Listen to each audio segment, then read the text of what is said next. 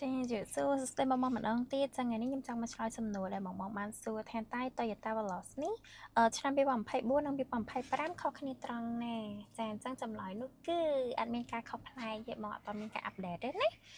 ចាហើយយើងមាន4ពណ៌មានពណ៌សកាម៉ៅគឺខ្យងពណ៌ខ្មៅពណ៌ក្រហមនិងពណ៌ប្រាក់អូខេហើយសម្រាប់ option ខាងក្នុងវិញគឺបែបមែនតើយើងមានជាមួយនឹងកាមេរ៉ា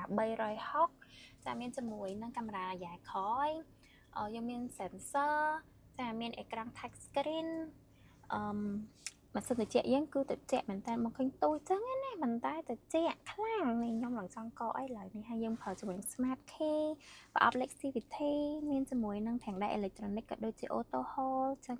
គឺងាយស្រួលប្រើប្រាស់មែនតើមកហើយនេះគឺជា wireless charge បងអាចដោតខ្សែក៏បានបងនេះបងដោតខ្សែនៅក្រោមនេះហ៎ចាឬក៏បងមានជាមួយនឹងទូរស័ព្ទស៊េរីថ្មីបងដាក់នៅនេះបានតែគេហាមអត់ឲ្យដាក់របស់ផ្សេង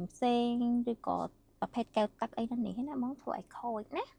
ចាហើយយើងមានជាមួយនឹង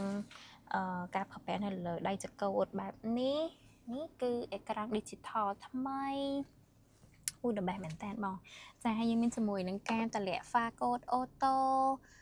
អូស្រួលប្រើបងប្រើផ្លូវលាតផ្លូវដាក់សូវមាននេះថាចរាចរណ៍ពេលយប់ណាគឺតម្លាក់ឡើងចុះខ្លួនឯងតែម្ដងមានប្រព័ន្ធជំនួយពេលផ្លូវល្អមានប្រព័ន្ធជំនួយពេលឡើងចុះចំណោតចាកញ្ចក់គឺក្តាប់អូតូមានបន្លែង Spot Monitor ហើយតម្លៃ$35,900បងចាវាទៅ special ខ្លាំងមែនតែម្ដងបងហើយយើងមានថ្មីជាមួយនឹងអមតៈចាបងឆ្លាញ់មួយណាបងអាចជ្រើសរើសបានអូខេ special មែនតើចាវាទៅ new design ហ្មងបងសម្រាប់ Toyota Veloz របស់យើងណាហើយបង់ពន្ធផ្លូវក៏ធូរដែរបងហើយសម្រាប់ការប្រើប្រាស់ស៊ីប្រេងក៏តិចដែរអញ្ចឹងនិយាយទៅជឿជាក់ជាមួយនឹង Toyota គឺអត់ខកបំណងទេបងចាហើយយើងមានការធានា3ឆ្នាំឬក៏100000គីឡូទៅលើប្រព័ន្ធបច្ចេកទេសផ្សេងពីរោងចក្រចា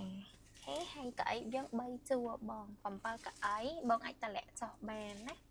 កៅអីជួរទី2ទី3បងអាចតម្លាក់ចុះបានហើយពណ៌ខ្មៅលាយជាមួយនឹងពណ៌ប្រផេះនៅខាងក្នុង